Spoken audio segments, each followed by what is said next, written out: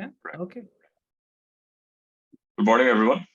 Companies need to modernize their mindset and processes to drive growth and contentment in this digital era. Leaving behind traditional marketing mediums and adapting digital marketing mediums is one of the first steps in promoting growth and innovation in modern times. Moreover, these trends are required to modernize businesses and create a new way of operating in the current business milieu. Using such digital marketing trends can create a competitive advantage for corporations when used efficiently. To discuss the present scenario in the industry, MBA IIT Kanpur is delighted to host Mr. Prasun Kumar, Chief Marketing Officer, JustDial, for a 32nd episode of Kaleidoscope to share his insights on the topic Trends of Brand and Digital Marketing. Mr. Prasun Kumar is a seasoned marketing professional, brand expert, technology enthusiast, and entrepreneurial at heart, with over 20 years of experience across the internet, real estate, retail, telecom, and advertising industries. He is currently the Chief Marketing Officer of JustDial, India's #1 local search engine. He was previously working as the head marketing, revenue verticals, content, and PR at Magic Bricks. With an excellent record of launching and managing businesses and brands, delivering strong growth in the dynamic and complex Indian market, conceptualizing and driving consumer acquisition strategies, and managing cross-functional teams, Mr. Prasoon has an in-depth understanding of consumers, communications, and consumer brand interaction. He has also held important positions at Reliance Communication, Sony, Levi Strauss & Co., and McCann Erickson. He has won industry recognitions, profiled in the Economic Times, blogs at important forums, is a speaker and panelist at prestigious events, and regularly guest lectures at premium business schools. Now, with further delay, I would like to request Mr. Kumar to kickstart the session. Over to you, sir. Thank you very much. Thanks for that kind introduction. And good morning, students. I know it's not easy to part ways 1 hour of your Sunday. So I'll try to make it as productive for you as possible. One thing I always ask for wherever I go is a set of questions or pointers that you want to talk about, because business and marketing is such a vast area. There are multitudes of topics to speak about. These questions give me a sense of where you are and what do you really want to talk about. And I have received a set of about 25 questions from you guys, and I will be taking up those. The questions gave me a sense of where you are right now in terms of your thinking when it comes to business and marketing. And the common thread across all the questions that I saw was some sort of a disruption that you guys have been thinking about, whether it's disruption brought in by digital into marketing, whether it's disruption likely to be brought by coming technologies like Meta or AI or related technologies. Most of your questions center around these, right? So I thought I'll put together some slides on disruption for you first of all. This is a longish presentation because as I was putting this together, there were many thoughts that were coming to my mind and I just kept adding to it. Given the paucity of time or the limited time that we have in our hand, I will run through it. Should you have any views or points of disagreement, by the way, I love points of disagreement, so please disagree with me. If you have any points of disagreement on anything that I speak about, do reach out to me outside of this session as well. I'll just give you the places where you can reach out to me and we can continue our conversation over there. So for you, future budding managers,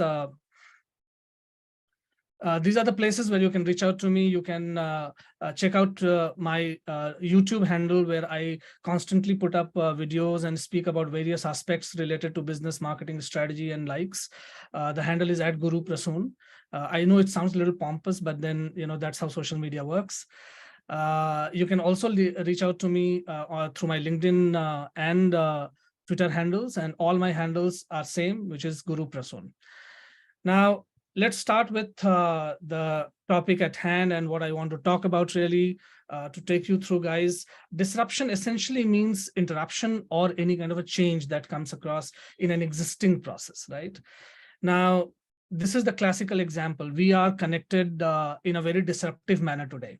10 years ago, this was not the norm. And this wouldn't have been feasible or possible unless there was a technology-led disruption that would have happened. So what we are experiencing right now in this session by itself is disruption, and this is how disruption feels, right?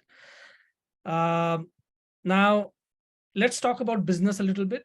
Business in old days was a very linear process. When I started out my career way back in 1998, it still was a very linear process, though we had a little bit of technology coming in. Computerization had already happened, and therefore data was something that was coming into our lives as business professionals, but it remained linear. So for example, there was a manufacturer or a producer of goods who used to use an intermediary.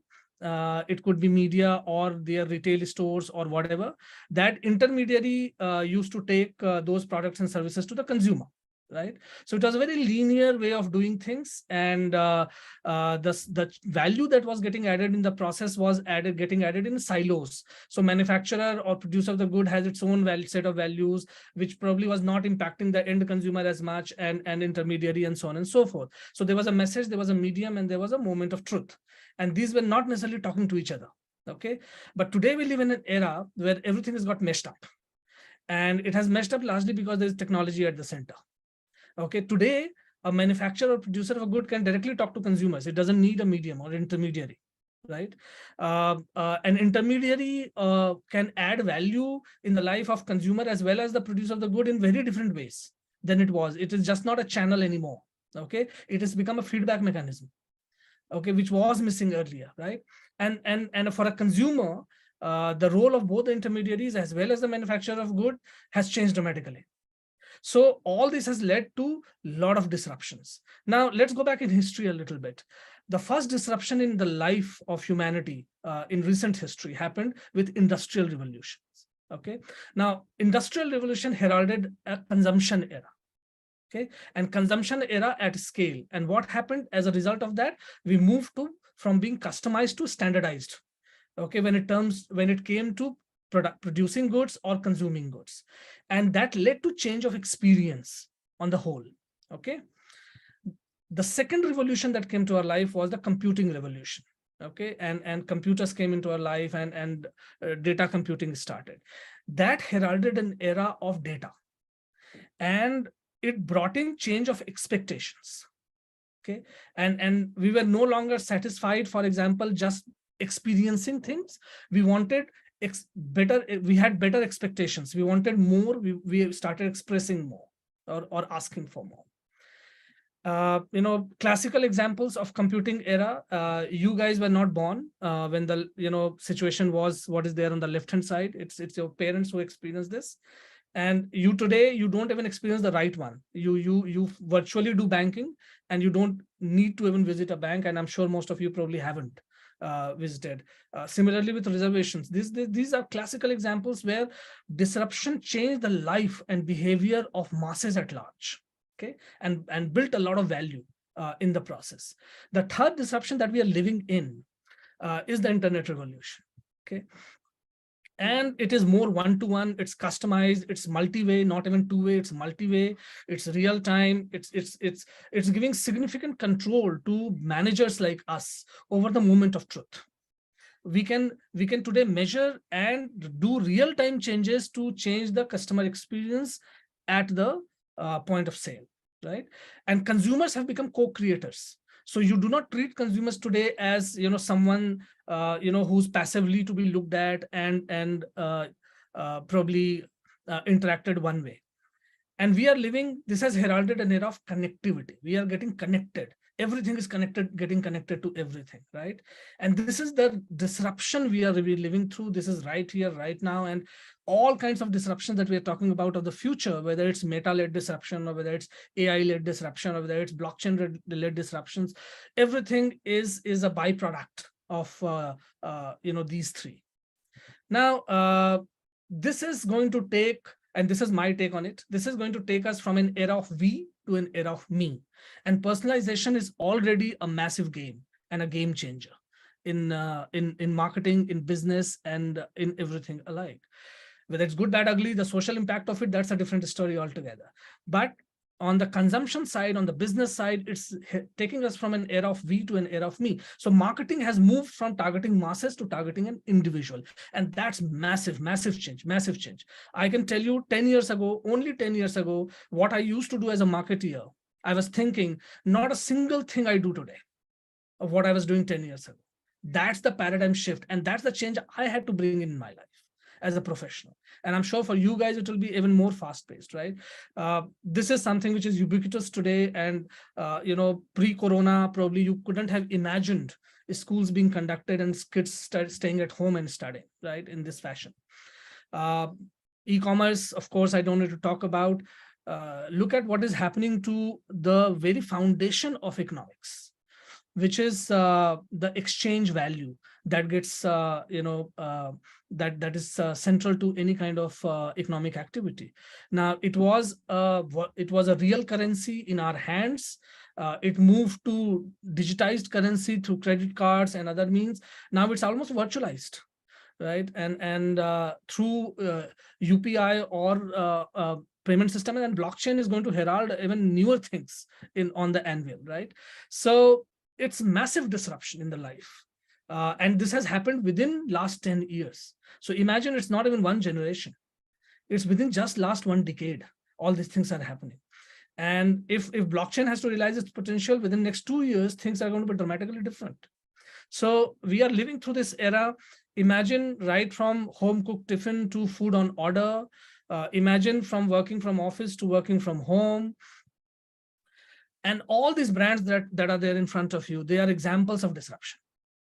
And they brought in newer user experiences. They changed consumer behavior or built new behaviors in consumers and built multi-billion-dollar businesses in the process. And I'm sure you guys are aware of all of it. Okay. Today, as a result of that, we seek more. Okay, so whether it's the on the anvil is edtech platforms or social town halls, as Elon Musk wants to talk about. We seek more today. We consume more today. Look at content consumption and where it has gone, and what is OTT doing to our lives. So from an era of appointment viewership, as we used to call it in marketing, where you had a certain time in which you're sitting in front of a television screen and consuming some content. Today, content is on the move, on the go, and you do not need to have an appointment viewership.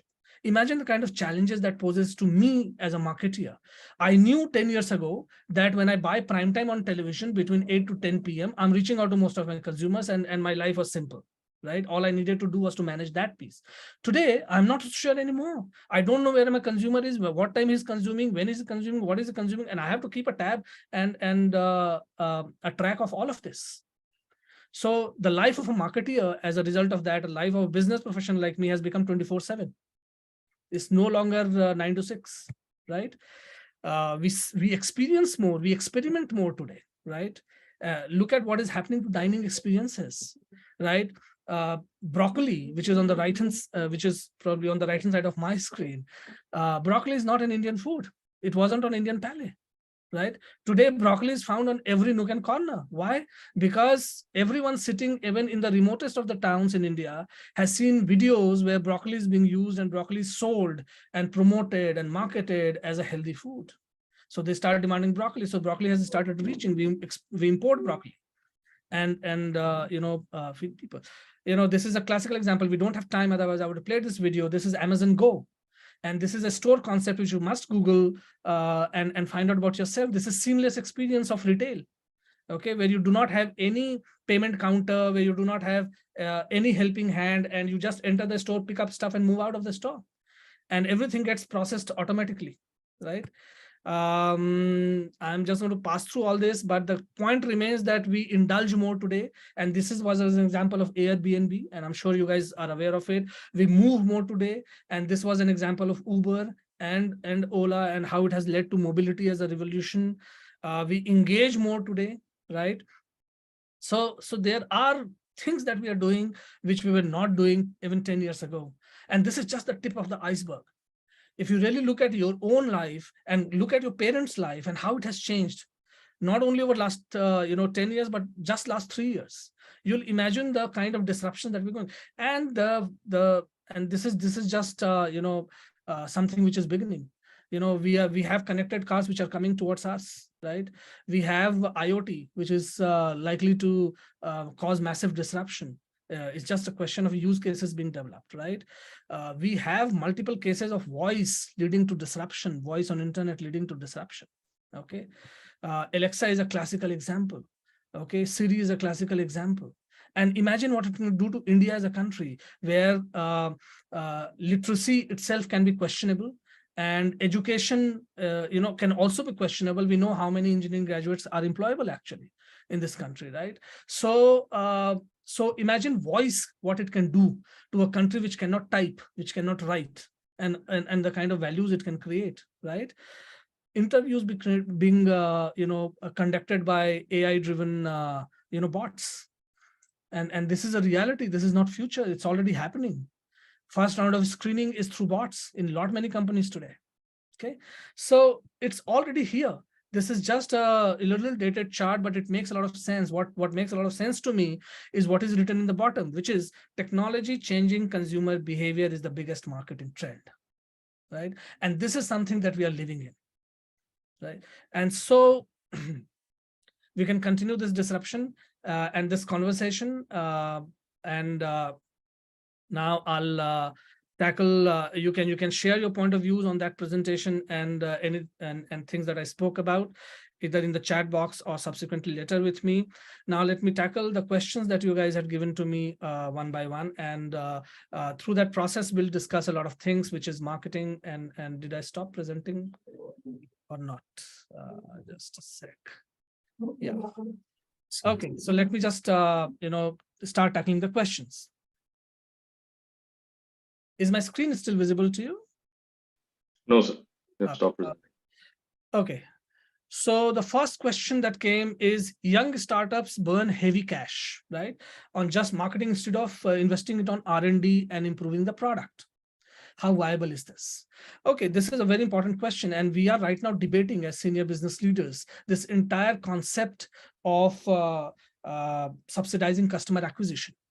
Right, this entire process started about 5-6 years ago, and where a new business model emerged, where you were burning cash to acquire consumers, and you're burning cash to retain consumers initially, with a business plan that over a period of say 5 to 10 years, you'll start recovering that, and you'll start creating lasting values, and that's how you build businesses. Most of the businesses are built today like that. Okay, now, whether it's good, bad, ugly, it's very difficult to profess on that. But I would say that there is a space for every kind of business experimentation. And this is also a type of experimentation in business. Whether it will be successful or not, I don't know. But one reality is for sure, today, everyone, all these new age companies that were built on cash burning as a strategy are today scrambling for profitability. And per unit profitability is the only metric that everyone is chasing. So somewhere probably one needs to think how much cash to burn, when to burn, and the likes of it. It should not be mindless. But I would also not rule out saying this is bad. I think this is a very interesting business innovation that happened on the customer acquisition side, and we must add more value to it. And you guys as future managers should think more about it, and how do you make it viable. Now, the second part of the question is a no-brainer to me. The businesses are not built in silos, right? It's not that you first get your product right and you first invest on R&D, then you go to market, then you look for product market fit, then you go to market. Today, you're living in an era where you have to do everything together simultaneously. And so it is not about whether I should be investing there instead of here. I don't think you have those choices in silos that exist anymore. The choice that is there for you is how much of what you got to do at any point of time, right? So how much of product readiness is good enough for you to start looking for product market fit? How much of R&D is good enough to really get into production? How much of marketing or cash burning is enough for you to have initial trends, initial data points with you to really strategize for future? So it's really about how much of it rather than whether you should be doing it at all or not. I hope I have answered it. The second question that came my way was, with Facebook reaching a stagnation point a couple of years back, I'm not too sure about that, by the way. And with WhatsApp making losses, lots of businesses are making losses, not only WhatsApp. They are heavily investing in Meta, of course, for future, with just a couple of organizations controlling the ad space and consumer at the short of the stick. Now, the first part of the question probably has nothing to do with the second part of the question. So first of the part of the question I'll tackle separately. Yes, a lot of social media platforms and the likes of it have reached a scale where you think it has kind of reached its potential, but I'm not too sure. There are still a lot of markets which are unexplored. There's still of consumer cohorts which are unexplored, and there's always scope for further penetration and going deeper down. Losses we just spoke about. It's a different business strategy to make it viable is something that is in the hands of us managers and you in the future. Second part of the question is very it's a heavy question, right? Are consumers at the receiving end necessarily because organizations are controlled by a few? Now that's the norm today. Okay, and that's what and that's historical legacy that we continue with, right? I mean, when you buy a Tata product or a Reliance product or the likes of it, ultimately they're controlled by a family, or they're controlled by an entity, or they're controlled by a person. And the first evolution of business or changes in business always kind of mirrors what has been happening historically, because you do not just cut off the umbilical cord immediately. But the changes do happen. And blockchain and Meta built on Internet 3.0 are concepts, or WWW 3.0 are concepts that are likely to change this. And this is touted as future. Whether it will happen or not, I don't know, because there are a lot of challenges there, right? World is structured in a nation concept, state nation kind of a concept. Now, a lot of these technologies kind of dismantle that. Okay, if you are inside a Meta, there is no nation concept, state nation concept there. So how will policing happen inside Meta? So for example, you are inside Meta, there's a virtual currency you're exchanging and somebody robs you, and the person is a German citizen. Now, what law will apply there? And how will that be tackled? How will you recover the money that crypto that you lost over there in that world, right? So a lot of these things are mind-boggling at one end, because we are not used to it. Society is not constructed like that. But a lot of these things seem to be the future, right? As we progress, I don't think nation states and religious states and a lot of these concepts will exist, which were essentially devised in a bygone era to really structure things. Okay, but are consumers essentially at a receiving end? I don't think so. There's a lot of hoopla and huge amount of noise around data privacy and piracy and so on and so forth, and we'll tackle those as well. But a lot of this is hoopla. Okay, as consumers, think about it. When you're on Insta, or when you're on TikTok, or when you're on Snapchat, or any of the platforms, you are willingly leaving a lot of footprint behind. I don't think you as a consumer also are thinking a lot whether I should be doing this, not doing this.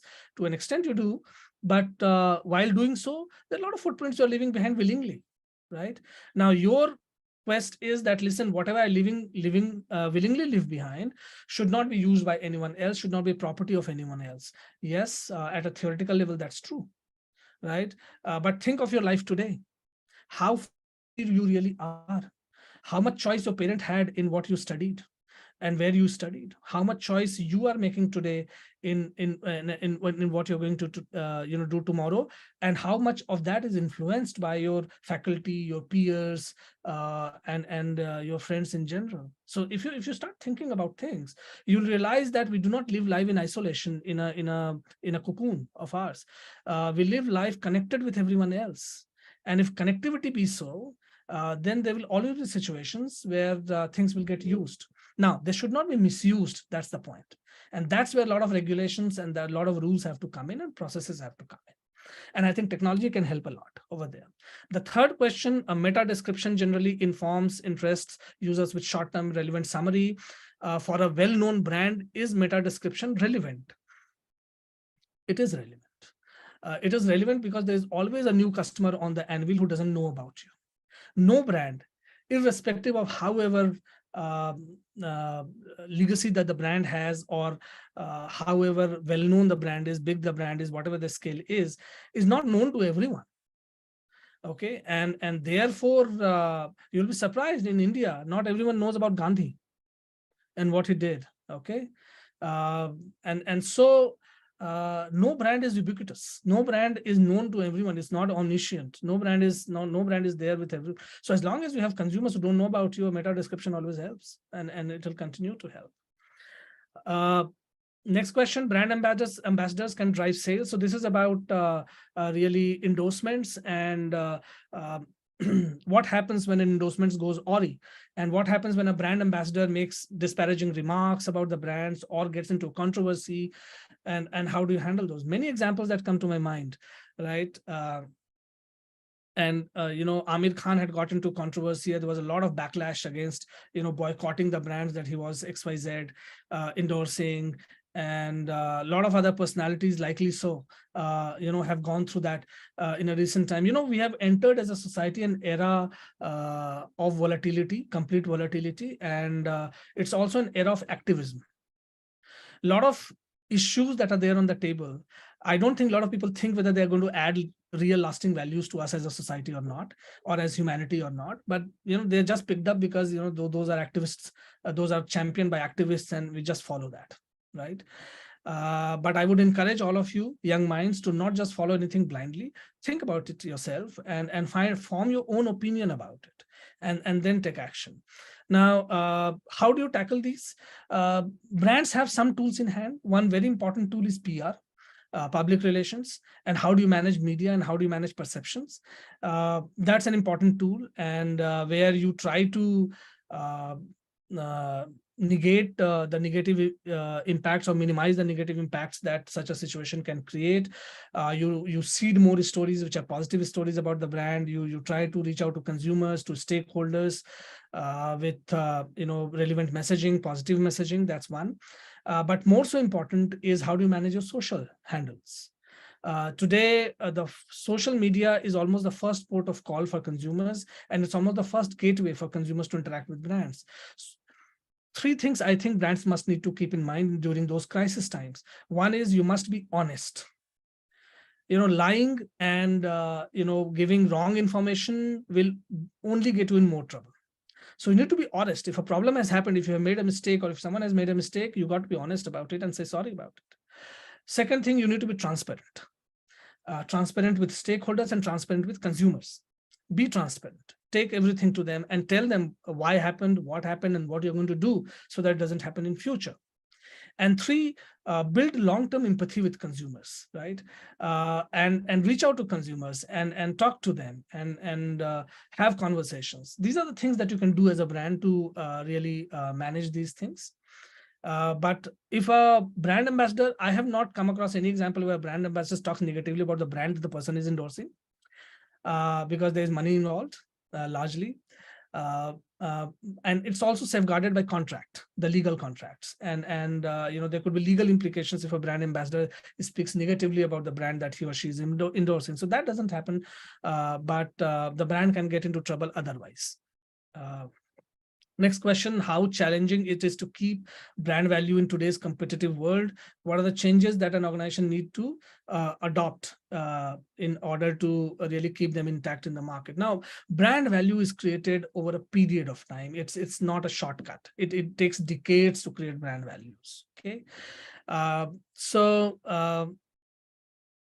it is challenging to keep them intact in today's world because there are stimulus coming your way as a consumer from multiple corners. And I'll give you a very quick example. Ranbir Kapoor and Alia Bhatt had a baby girl very recently, and one of the scoops paparazzis do is to get a first glimpse of the child and post the picture and so on and so forth.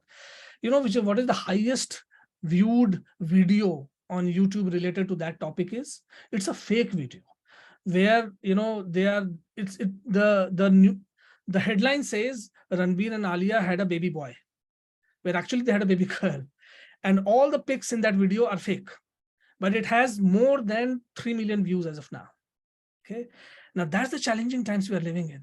People who are consuming such content do not take interest in verifying the content. Maybe it's not their job. Maybe they think whatever is published is truth and somebody is moderating it. And that brings me to another different and difficult topic of moderation and how Musk is trying to alter that at Twitter, and what its large scale impact would be otherwise.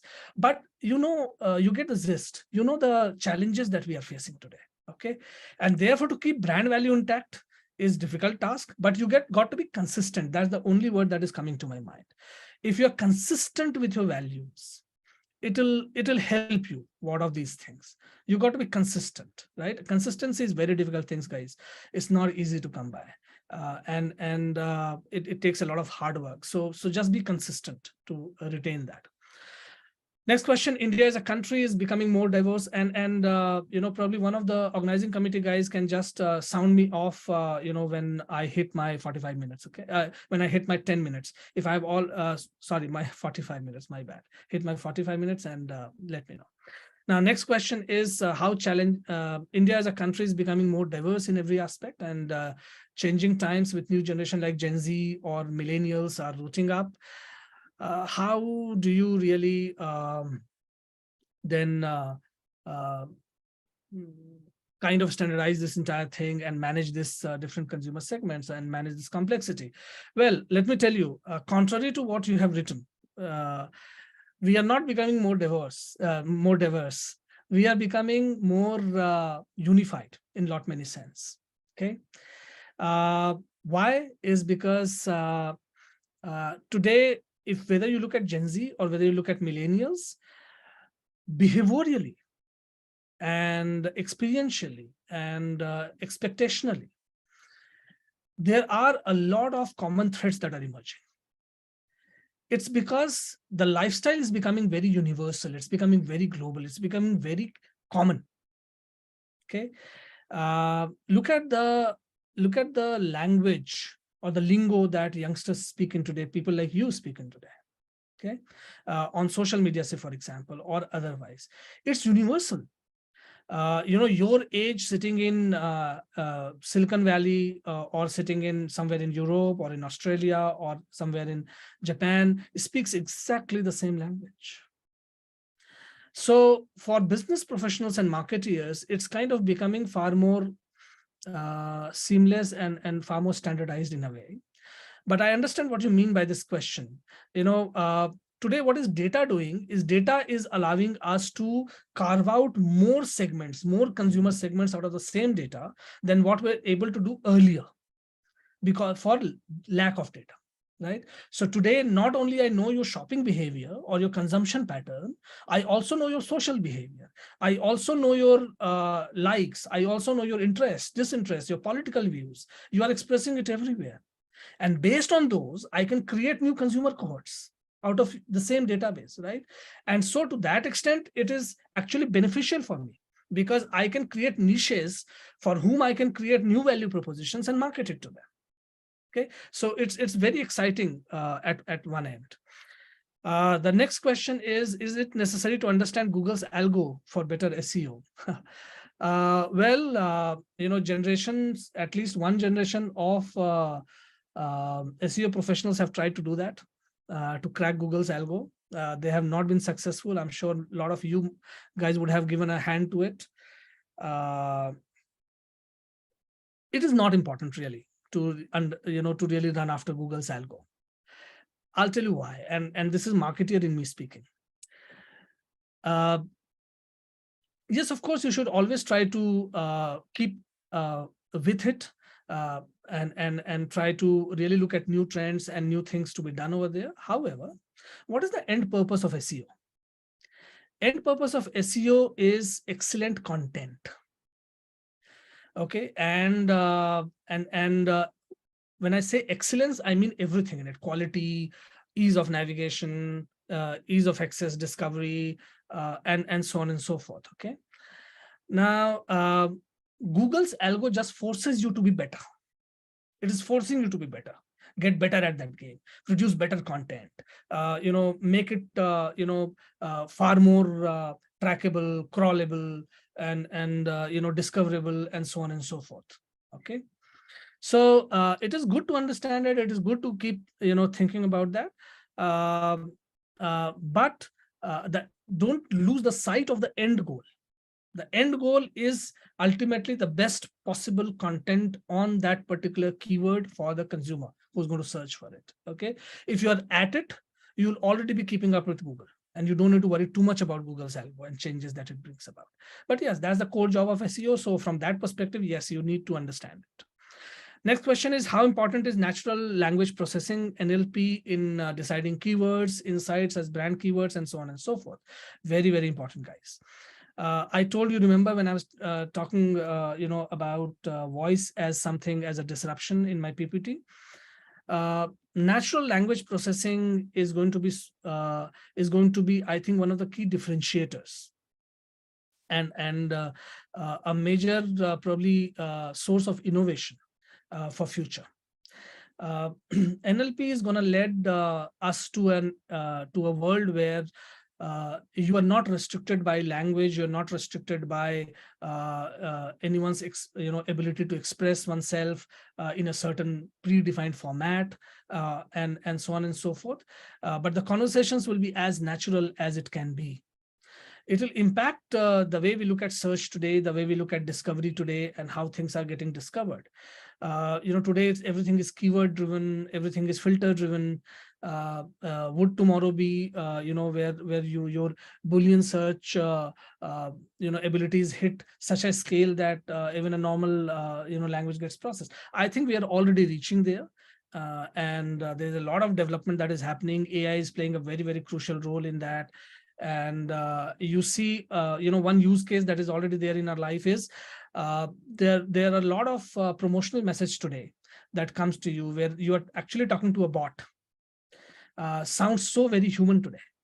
Okay. And bots have already started speaking your and mine language.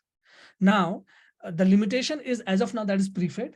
What will happen as NLP matures is it will start understanding as it converses with you, your style, your diction, your way of talking, and start talking to you in that fashion only, so that you feel like you are talking to someone that you know and someone that you know who knows you.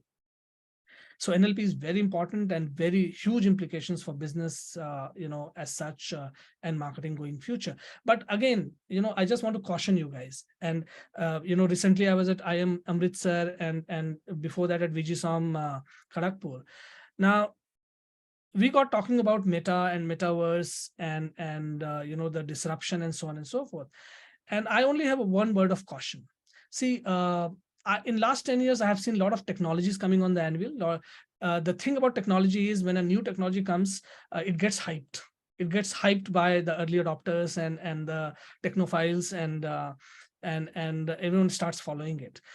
What is more important as a manager to understand is, are there real consumer use cases getting developed? And the job of you and I as manager is to develop use cases on those technologies, right? And if you are building use cases, if you're seeing use cases emerging, you have billion-dollar ideas in your hand. If there are no use cases, I have seen many technologies come and go, and they could not create a dent, while they were extremely hyped, right? So, so whether Meta will succeed or whether NLP will take us to that destination depends on how we, one part is technology development, other part is how many use cases get developed, which is going to impact users at scale, right? And that's important. And that's your role, and that's my role.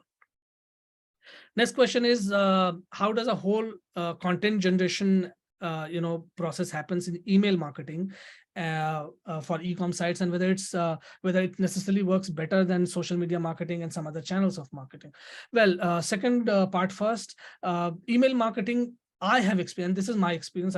There's no such a study which pips it one against the other. I mean, there are data points, but my personal experience is email marketing gives you far better ROI than social media or some other form of marketing, and I have seen that happening. But it also is very category dependent, what category you are talking about. In some of the categories where I have successfully adopted email marketing was my last assignment at Magic Bricks in real estate and at Sony as well. But when it comes to e-commerce, I would say social platforms probably have an edge because of social commerce and and as an opportunity. And the moment social commerce becomes seamless and frictionless, I think social media probably would become one of the most potent platforms and which is why it's important for a lot of players to integrate social in their scheme of things deeply, not just manage social media handles. How do companies strike balance between customer personalization, data privacy? Okay, we were talking about it. Okay, the flip side is privacy and privacy related issues. But the positives are that personalization can add real value in your life as a consumer as well as a business professional. Now, I have few, I would say, rules that I play by, and I'll tell you those rules. Maybe you can think about it and add to it or delete it.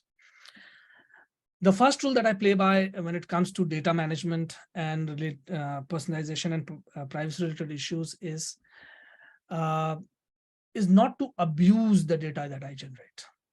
And this is something beyond rules and regulations and processes that you put. It's also something very personal, philosophical at one level as a manager. Okay, you got to take a call to really not abuse the database that you have. So for example, I collect your database, I have first-party database, and I started spamming you. Now, the outcome of that could also be very, very challenging for my business, because spams is no one really appreciates spams. And in my current assignment, as well as in my last assignment, that was one of the key projects that I had to handle, which is to reduce spams, by the brands that I was managing. And I did see an uptake in consumer satisfaction as a result of that, and net promoter scores. But it's really a thin line, and you really have to define it for yourself.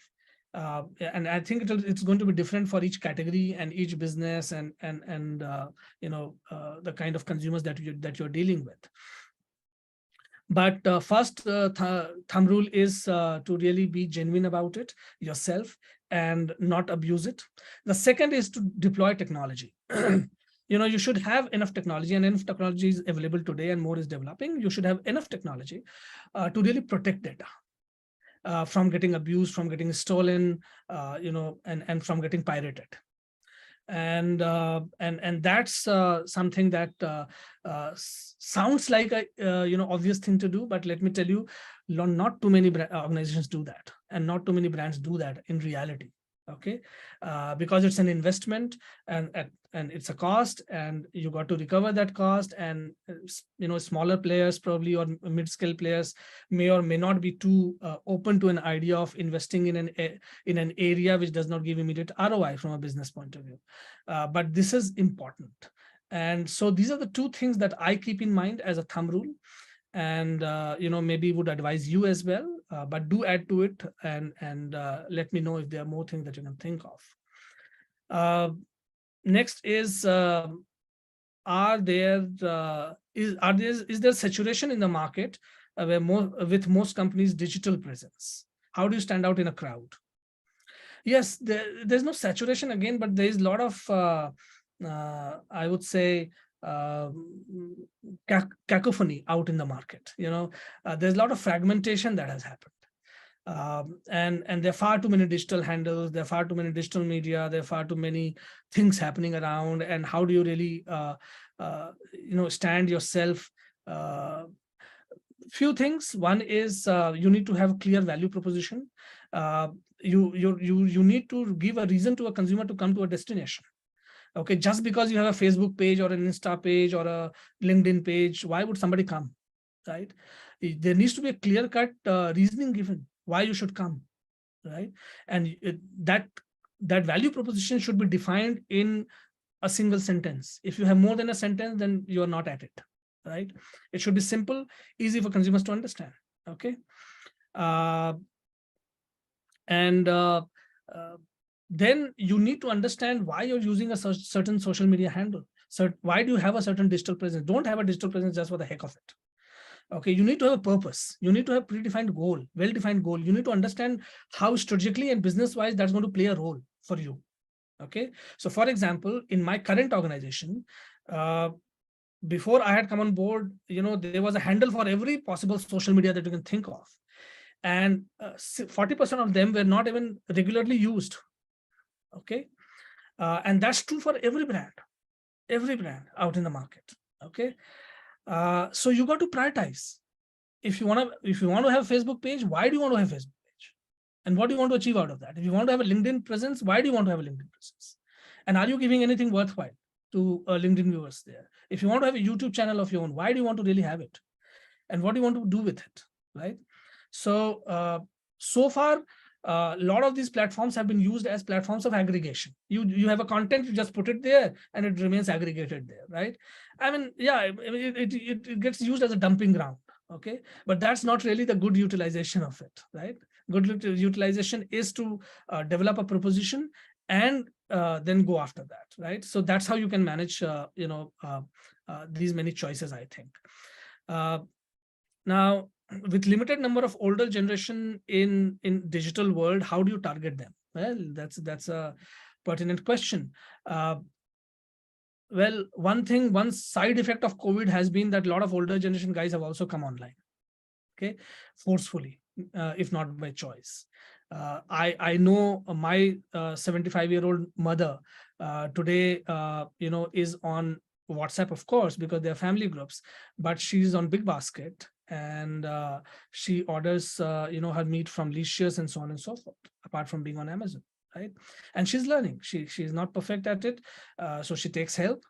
So I think there is a lot of changes that are coming and a lot of adoption of technology. What also happens is when you see technology all around you, okay, there's a sense of intrigue that is there any which way, but you also try to start playing around with it. Okay, and the process, you either like it or dislike it, and therefore go ahead. Now, to that cohort which is not on digital, how do you really target the offline cohort? Well, there are traditional channels of media, there are traditional channels of marketing to target them, and which is why traditional channels of marketing are not going anywhere, right? In spite of digital being digital and all the hype that was there around it, even today, digital spends in India, advertising spends I'm talking about, in India account for only about 27% of overall spends. Okay, another 28% is television. Okay, so while digital has become as big as television, that's the success story of digital, but television has not died, right? Newspapers have not died. Okay, so traditional media still remains, and the channels remain for marketeers and businesses to use to really reach those guys and to target them. Okay, brands have huge competition from local competitors. Still, company spends a lot of money in branding instead of reducing the cost. I don't think I have understood this question really. So maybe later when you guys are asking question, you can rephrase this, but I did not understand this question. Okay, hashtags in social media can make life miserable for marketing teams. Oh yes, oh yes. And I'll tell you one thing. One gets tempted to open a new hashtag all the time. Okay, you're starting something new, open a hashtag, have a hashtag for that. Okay, there was a term coined which was hashtag marketing at some point of time. It's not really beneficial. In my experience, I can tell you it's not great for a brand to have multiple hashtags or to have many hashtags, operating with many hashtags. Okay, one, it kind of spreads your limited resources. It's always good to have a hashtag which is close to your brand. So for example, I'm with JustDial. If I just operate everything that I do with hashtag, come on JustDial, or with hashtag JustDial. Okay, now that's something that is far more beneficial for me and allows me to concentrate my limited resources behind one hashtag and derive better value out of it. But I also understand the problem that not every hashtag can be suitable or relevant for all kind of situations, and therefore you need to open a new one. Do that, but make sure that you have enough resources to support that. Otherwise, don't get into it. Next question is,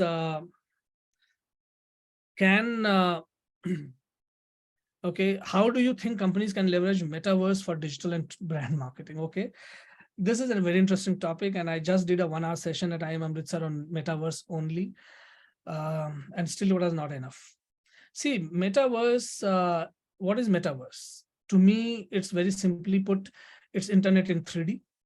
And how do you create lasting impact in metaverse? Is by envisaging a new business value proposition that you can deliver through metaverse. Don't get into metaverse just because it's available and therefore you can create a newer experience for consumers, and a consumer will be willing to put a eye gear at this point of time, and in future if we have Google glasses coming back or something else letting us access those or wearing those devices.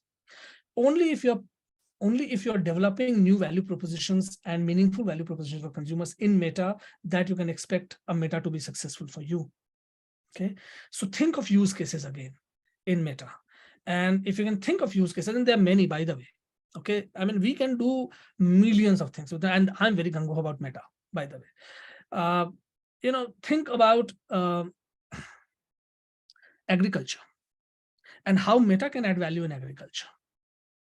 Modernization of agriculture is no brainer, but the government tried to do that a couple of years ago and met with stiff resistance from farmers from some part of the country, and we had to withdraw the law. Now, how can you add value to, how can you modernize agriculture? How can you improve yield? How can you ensure better prices, and so on and so forth? Technologies like Meta can be very handy. To begin with, in educating. That's a community where the benefits of technology reach last. And largely because that community, especially in case of India, farmers are not, English educated and internet savvy and so on and so forth. Okay. Any experiential technology, therefore, which allows them to see and experience and visualize it, visualizes it for them, will always be handy. So that's the start, but that's just the starting point of it. Imagine showing a farmer how do you sow better so that your plant yields better. How do you use fertilizers better? And what is the best way to spread them, and so on and so forth. So there are many things, right?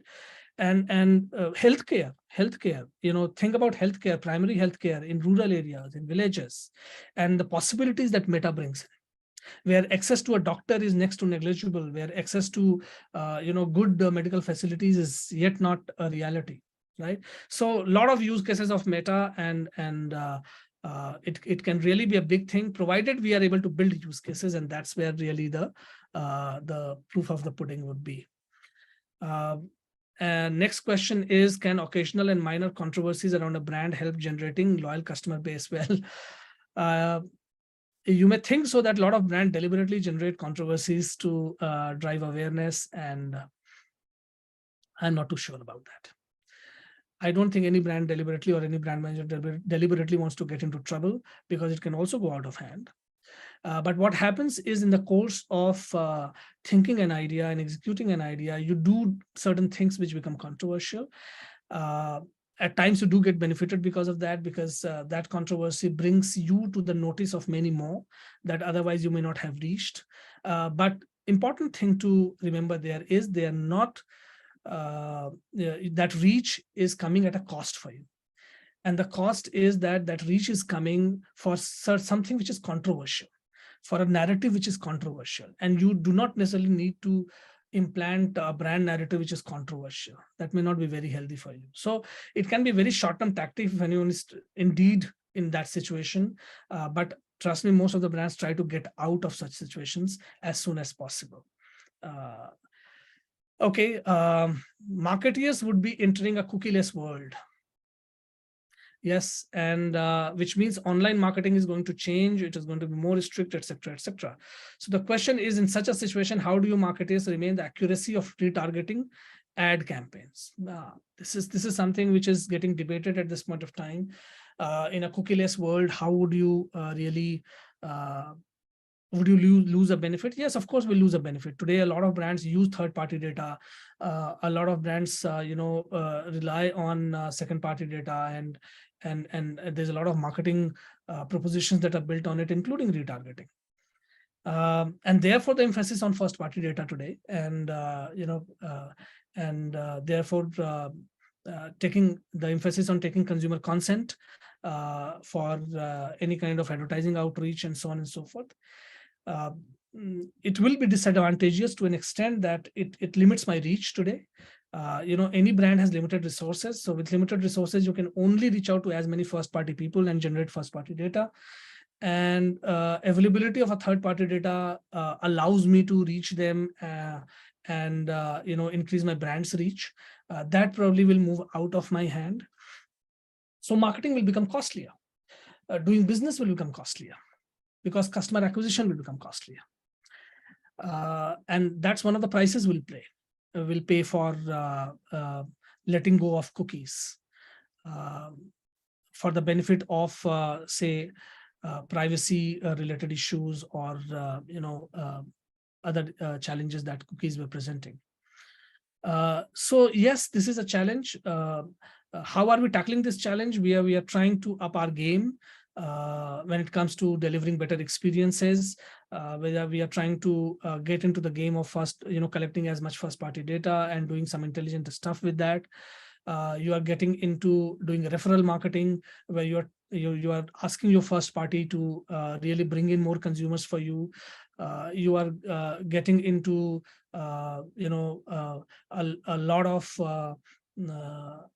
incentivization in your acquisition process to maximize your reach, and so on and so forth. So there are a lot of new things that brands are trying at this point of time, marketers are trying at this point of time. And say, for example, new coming technologies will only help in this action. Millennials are not brand loyal, and the choice of brand for particular product changes frequently. So what strategy can you have? Millennials are not brand loyal, but millennials are experience loyal. If you give a millennial a good experience, there are very high chances, there's very high probability they're going to come back to you. And so focus on delivering good experience, focus on product truth, and try to make the process as seamless as possible with limited hiccups. Let your use case be very, very attractive. And those are the ways to bring them back. Those are the ways to retain them. Philosophically speaking, what is a brand? A brand ultimately is experience, right? So if you're giving good experience, you're making them brand loyal. Now, so focus on delivering value. And one important thing I would also suggest when it comes to Gen Z and millennials is have conversations. Too many marketeers, fuddy-duddy marketeers of previous generations still believe in one-way content or at max two-way content. That's not sufficient. You need to have regular conversations with your consumers, and you need to encourage your consumers with conversation. You also need to take criticism heads on. Okay, you also need to take it in right stride and not get real paranoid because of a lot of compliance coming your way, or your social media is flooded with compliance and so on and so forth. Tackle them. It's a painful process, it's a long haul, but it just tells you that somewhere you're not right and somewhere you get your process right. So take positive out of it and do things. But yes, there's also a reality of trolls. There are a lot of trolls who do things unnecessarily, and they do write negative things about a brand unnecessarily without any basis. Tackle them accordingly.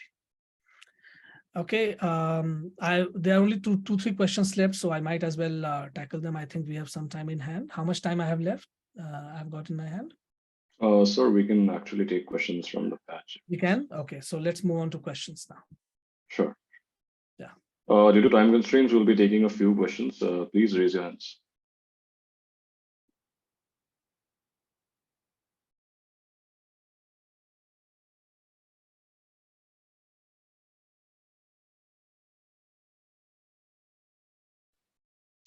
Yes, Digvijay, you can go ahead with the question.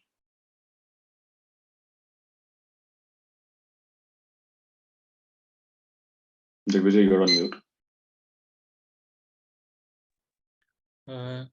Hello, sir. Good afternoon.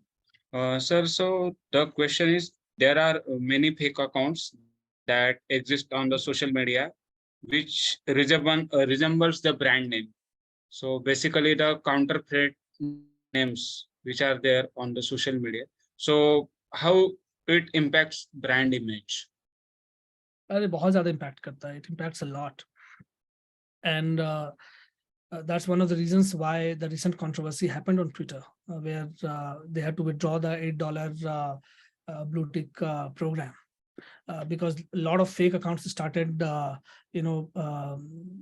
putting stupid stuff on behalf of brands, and a lot of brands had to issue formal clarification and so on and so forth. So fakes are a big problem, and which is why there's a case for moderation, which is why there's a case of filtration during onboarding, and so on and so forth.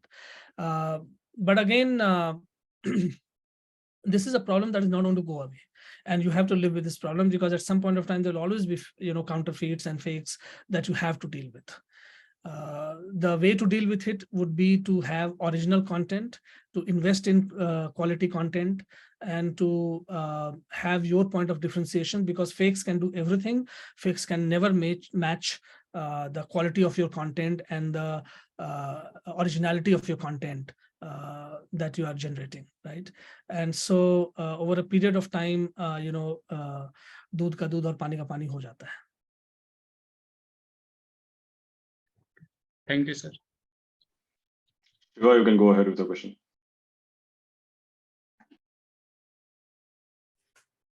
Good afternoon, sir. Sir, we all know that after building a brand strategy for a product, it is very important for the company to know how the customers are perceiving that particular product.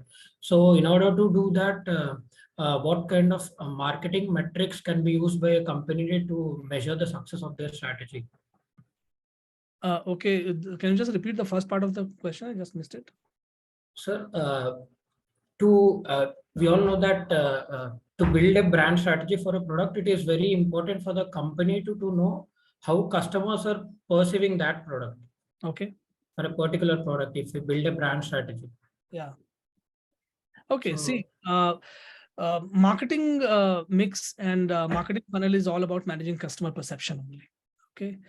The entire funnel, right from awareness till about final purchase and post-purchase experiences, is all about managing perceptions at every stage.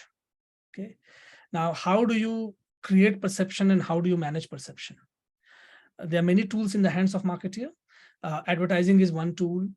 Social media presence is another tool.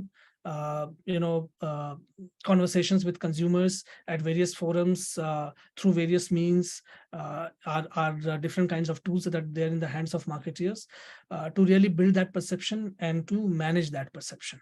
Okay, but the biggest thing that manages perception is the moment of truth, which is, are you delivering what you promised? And so make genuine promise, deliver the promise, and that's the only way to really manage perceptions and have lasting perceptions. Otherwise, everything else is transient, everything else can be managed. thank you. Harsh, you can go ahead with the question. This will also be the last question today, as we are short on time. Hello, sir. Sir, how is social media marketing for a B2B business different from that of B2C business? Social media marketing of a B2B business is different. Number one, the customer set defined is a very different set of customers. There's a fundamental difference. A B2B customer base will have commercial relationship with you, as in business relationship with you. A B2C customer base does not have business relationship with you. That relationship is very different. That's consumption-led relationship. B2B marketing, digital marketing focuses more on product propositions and communicating the product value fit with that company and or his or her that company's requirement, as against a B2C, where you normally do not only look at product communication. Brand communication probably takes more center stage in a B2C world. In a B2B world, you do more one-to-one conversations. You have an opportunity to do more one-to-one conversations as against B2C. In a B2B marketing world, you also do a lot of feedback-driven marketing because the conversations are one-to-one, and therefore you can solicit feedbacks and you can work on those feedbacks, and you can go back, and therefore there's a lot of feedback marketing that we do in for B2B, and also because the entity that you're dealing with is a predefined entity, and the expectations of both sides are of a fruitful business relationship. The entire marketing conversation works in there's a different chemistry to that.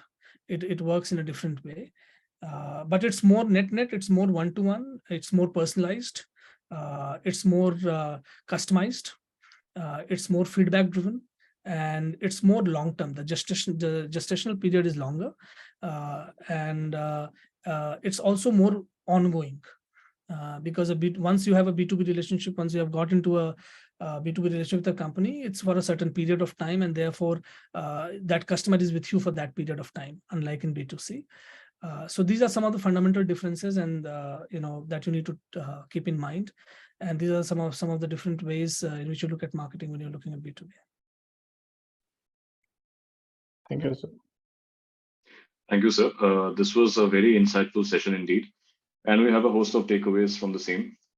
Sir started the session by giving a brief introduction about the subject of the discussion. Then he talked about the disruption in industry and technology being at the heart of these disruptions. Sir also explained various disruptions and its implications on consumers and industry. Then he explained the change in era marketing focus from a group of individuals to personalized methods. Then he followed it with contrasting about the rise in consumption of content from various sources today compared to consumption limited sources earlier, which has changed the demand of consumers. On behalf of the entire fraternity of IIT Kanpur, we would like to wholeheartedly thank you, sir, for taking out time from his very busy schedule on a weekend to share his experience with us. As a token of gratitude, we have planted a sapling at Sundarban National Park on your behalf, the certificate of which we will be sharing very soon with you. With this, on behalf of the Alumni and Corporate Relations Committee, MBA at IIT Kanpur, I'd like to formally conclude the event. Once again, thank you, sir. Thank you very much. Thanks a lot. Wonderful meeting you, and all the best for your future. Bye. Thank you, sir. Thank you, sir. Thank you, sir. Thank you, sir.